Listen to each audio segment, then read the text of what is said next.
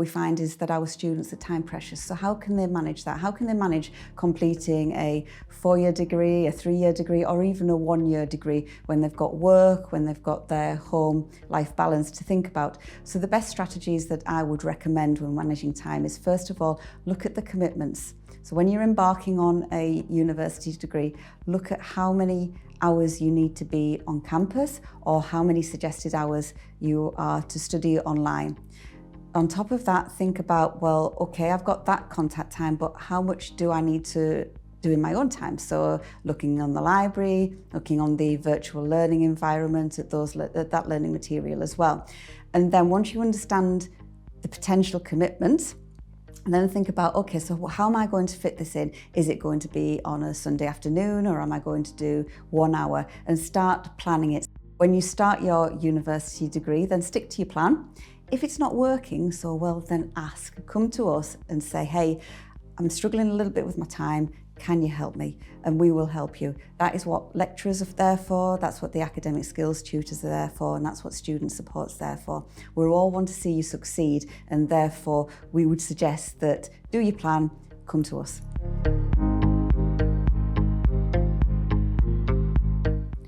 It's always very hard embarking on a university degree when working full-time.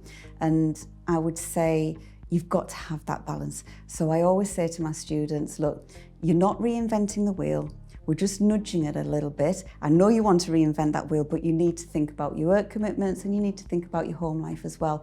And if you think about those things and plan and prioritize, then you're going to succeed. It's more likely that you're not going to get stressed and that you are going to succeed and you're going to enjoy your university course. So the tips would be, first of all, enrol on a university course that you're passionate about.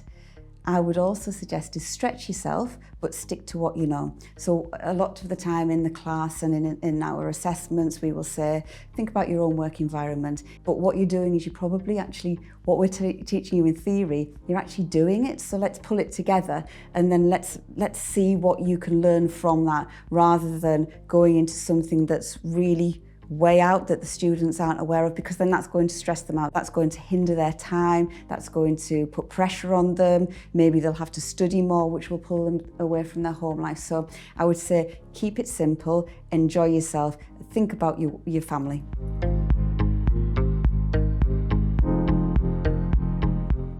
For me, I think it's really important that a student would let their employer know that they are studying. The reason being is because the employer might give them some time to be able to study at crucial times. So for example, if there's an exam coming up, if the student is submitting their final project, etc. But also as well, if the student lets the employer know, then the employer's more likely to say, okay, let's get you involved in this project, let's get you involved in that project, or, oh, you're studying that this month, are you? Oh, well, we've actually got this problem. Do you think you can help us? So what it's doing is it's building that profile for the student. It's allowing the student to network with management, which might help them in their career, but it's also beneficial for the employer because the student could be solving problems for them as well. So really, letting your employer know is a win-win because it's a collaborative process then.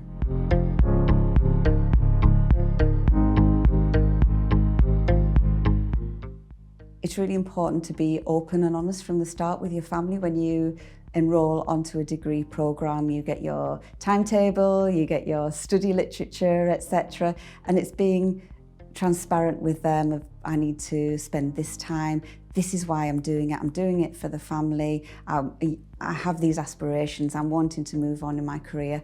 And once you have those conversations with your family, it's more likely that they will support you. They will understand why you're staying up late on an evening in front of the PC. They will understand sometimes why you're studying on a Sunday afternoon.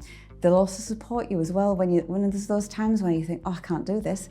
They will be there to prop you up, they will lift you up, they will encourage you because they know that ultimately, yes, you're doing the degree for you, but you're doing it for them. As well as that, we have our student advisors within Arden University, and they are key to the success of the student. And you may think, well, why? Surely it's the academic. We help educate our students. The advisors advise the students. So in terms of gaining financial advice, helping while helping the family and helping the family situation while the student is studying, in terms of helping with careers, future careers, in terms of the managing time, managing resources, that type of thing. So the family and student advisors are very, very important people and stakeholders within the student's journey. When you're completing a degree and working full-time like I did, sometimes you can get tired and you can get demotivated. Now, what I would suggest from personal experience and also from experience over the years is talk to people, talk to your lecturer, talk to your peers as well, because what you'll find within Arden University is there's many opportunities. We have the Student Association that can help the student keep motivated.